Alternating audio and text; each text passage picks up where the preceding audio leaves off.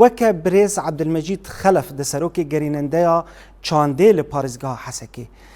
تدبینە نها کارێتە bi çi awayî bû çil pêşiyate heye gerek tu çi bikeş bo gelê xwe kerem bike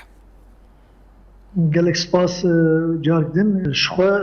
wek netişkînûyê wek te daxuya kirin diwarê çandê de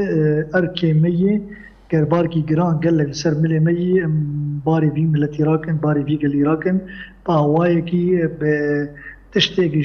yani tiştek wek mesela gemkaribin bikin xizmetê ji vê civakê bikin nexwasim diwarê çandê de ji ber çand gelekî pîroz e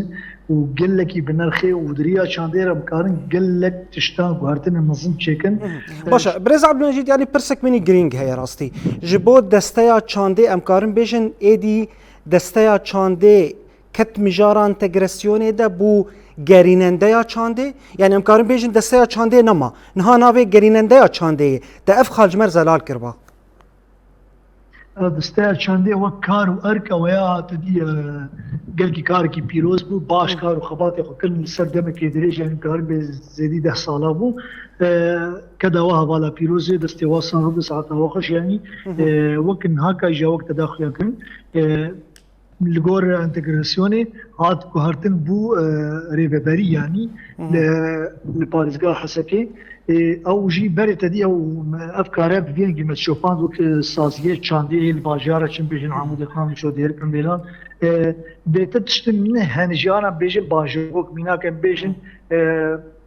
المعروف معشوق يعني باجارك يمي بالفرام كان واجي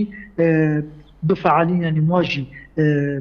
الوادك يجي كار بكن او جنابك دلي كرند بيوك بالزمان عربي جيل بنافذه يعني او جي جريداي باجار يكون يعني او سازيك بري كار دكن كارو بيتر بفعالين بيتر بفربكن وقت دستا شاندي كارو بيروز بو كار قفاتك باش كرن ام هيفين ام يسر سوبا مشن كار بتشنا برفرتر بكم كارنا ام نابي زيده بكن اما او كد وكار خبات هاتي كرن بيتر لين قاتبن وكار خو بيتر بفربكن انا او دستا شاندي بو ريبري يعني